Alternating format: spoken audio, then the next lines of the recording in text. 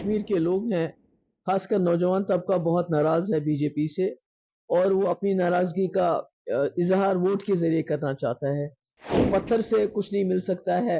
بندوق سے کچھ نہیں مل سکتا ہے، اور آپ پروٹیسٹ نہیں کر سکتے ہو عام خام جیسے پورے ملک کے اندر آپ پروٹیسٹ کر سکتے ہو، کشمیر میں آپ پروٹیسٹ بھی نہیں کر سکتے، تو آپ کریں تو کریں کیا؟ تو ان کو لگتا ہے ووٹ ہی ایک ذریعہ ہے جس سے آپ جواب دے سکتے ہو بی جے پی کی ذاتیوں کا۔ بی جے پی بھی جانتی ہے، اپنی پارٹی بھی جانتی ہے کشمیر میں ان کی ضمانت ضبط ہونی ہے، تو ان کی کوشش یہ ہے کہ جتنا ہو سکے محبوبہ مفتی کا ووٹ کم کیا جائے، تاکہ جو جماعت جیتے وہ جیتے، پر محبوبہ مفتی نہیں جیتنی چاہیے۔ اس نظر سے دیکھتے ہیں کہ جو کشمیر کے لوگ ہیں، خاص کر نوجوان طبقہ بہت ناراض ہے بی جے پی سے، اور وہ اپنی ناراضگی کا اظہار ووٹ کے ذریعے کرنا چاہتا ہے۔ وہ نئی دلی کو ایک میسج دینا چاہتا ہے کہ جو آپ کر رہے ہو، جو آپ نے کیا ہم سے، تو وہ کہتے ہیں نا ظلم کا جواب ووٹ کس سے؟ کیونکہ پتھر سے کچھ نہیں مل سکتا ہے، بندوق سے کچھ نہیں مل سکتا ہے، اور آپ پروٹیسٹ نہیں کر سکتے ہو عام خام جیسے پورے ملک کے اندر آپ پروٹیسٹ کر سکتے ہو، کشمیر میں آپ پروٹیسٹ بھی نہیں کر سکتے، تو آپ کریں تو کریں کیا؟ تو ان کو لگتا ہے ووٹ ہی ایک ذریعہ ہے جس سے آپ جواب دے سکتے ہو بی جے پی کی ذاتیوں کا۔ اس کو ایسا دیکھا جائے کہ جو ایبروگیشن آف 370 ہے اس کے بعد یہ الیکشن ہونے جا رہا ہے اور اتنی پرسنٹیج میں بالکل اسی پولنگ کا ہوگی. جواب دے رہے ہیں جو آپ نے ہمارے ساتھ کیا، جو ہمارا جو وعدہ تھا، اس ملک کے ساتھ ایک تعلق تھا، اس کو توڑ دیا آپ نے، انکانسٹیٹیوشنلی ہم سے کوئی چیز چھینی آپ نے، تو اس کا یہ مطلب ہے کہ ہم آپ سے بہت ناراض ہیں، اور ووٹ کے ذریعے ہم آپ کی جتنی بھی پراکسیز ہیں جن کو آپ سپورٹ کریں ان کو ہرا رہے ہیں۔ مطلب ایک دن پہلے کل کا آپ کا ایک بیان چل رہا تھا کہ کافی تھریٹننگ کی جا رہی ہے کہ ووٹ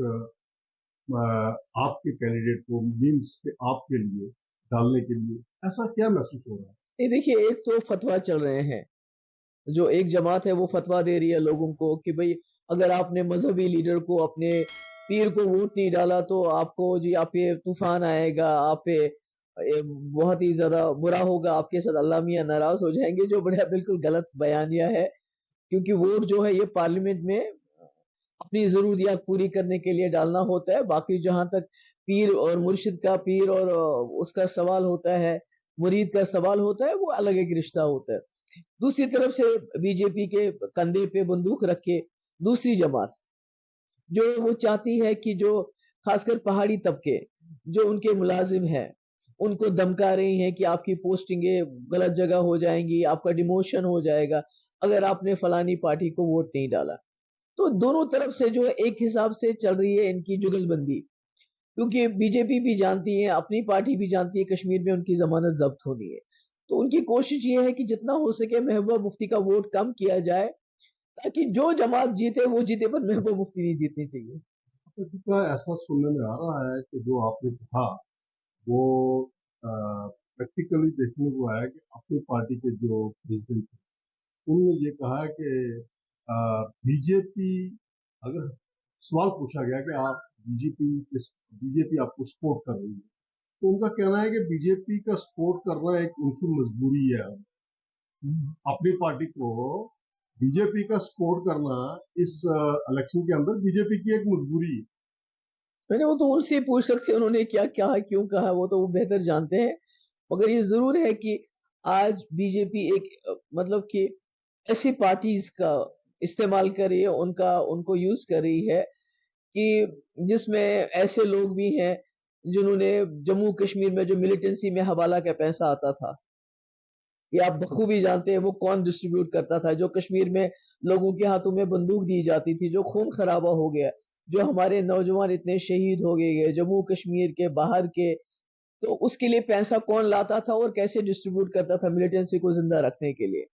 تو بی جے پی تو اس وقت کچھ بھی کر سکتی ہے محبوبہ مفتی کو باہر رکھنے کے لیے۔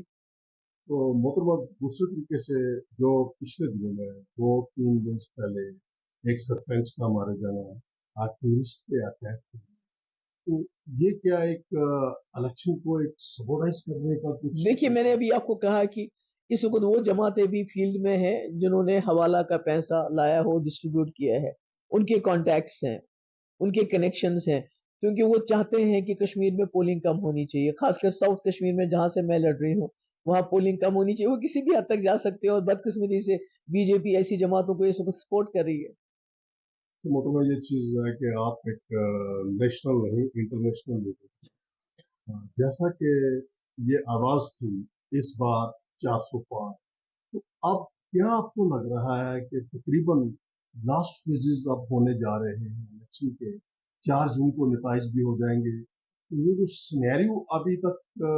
आपकी नज़र में,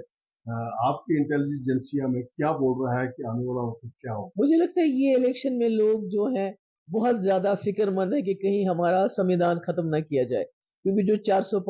पार बीजेपी बोलती है, लोग भी ये सोच रहे हैं क्यों 400 पार, अगर सरकार बनाने के लिए 272 सीटें चाहिए, 400 पार क्यों कह रहे हैं। और कई बीजेपी के लीडर्स ने ऐसे स्टेटमेंट भी दिए कि जब हमारे पास 400 सीटें होंगी तो हम संविधान को बदल देंगे। तो मुझे लगता है वो एक मैसेज चला गया, उसकी वजह से बीजेपी की सीटें बढ़ने के बजाय कम हो रही हैं।